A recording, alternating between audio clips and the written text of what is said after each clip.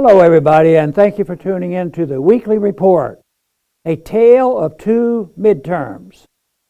Those searching for an explanation of why there was no red wave giving Republicans huge gains in Congress in this year's midterm election should compare this year's election with the midterm election of 2010.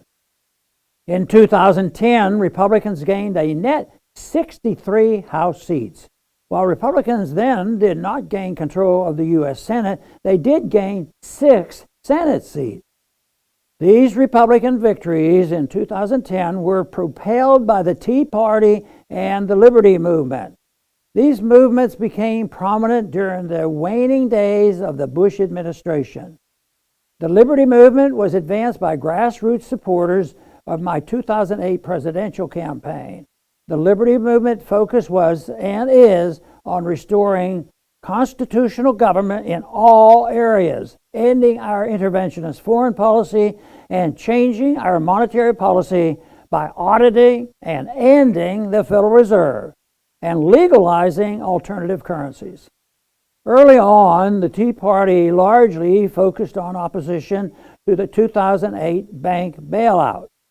There was overlap between the Liberty Movement and the Tea Party, as many members of both groups fought for auditing and ending the Fed, ending bailouts, and preventing Congress from passing Obamacare. Many Republican candidates in 2010 appealed to Tea Party voters by not just promising to repair Obamacare. They also promised to work to restore limited, constitutional, fiscally responsible government in all areas. In contrast, in 2022, the average Republican candidate offered little in the way of a substantive agenda. In fact, few Republicans called for reversing President Biden's massive spending increases, much less for restoring the federal government to its constitutional limitations. Despite the controversy over new critical race theory and transgender-related policies in government schools, there has not been a renewed push to shut down the Department of Education.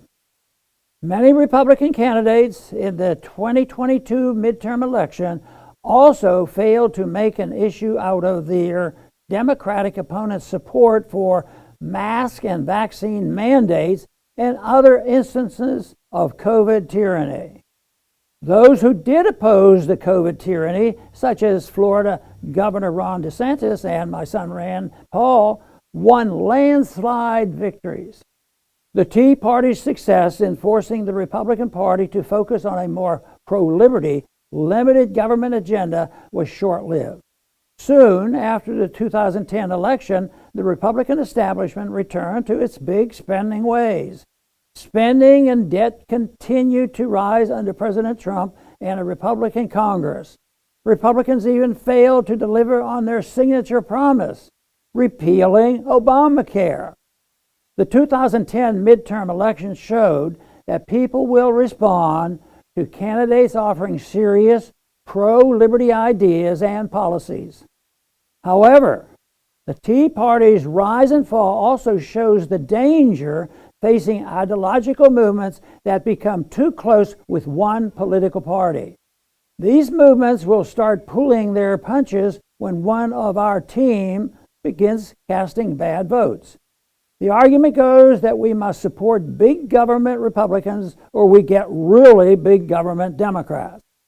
Fortunately, the Liberty Movement has remained committed to principles. As the failure of the welfare warfare state to deliver peace and prosperity and the failure of the Federal Reserve to fulfill its mandate of ensuring stable prices and low unemployment become clear, more Americans will join the Liberty Movement. Support for the Liberty Movement will accelerate when the inevitable economic meltdown occurs. This meltdown will be precipitated by a collapse in the dollar's value and the rejection of the dollar's world reserve currency status. It will bring the end of the welfare warfare state and the fiat money system. Hopefully, the Liberty Movement will ensure the welfare warfare state and fiat money system are replaced by a return to limited constitutional government, individual liberty, and peace. Thanks for listening.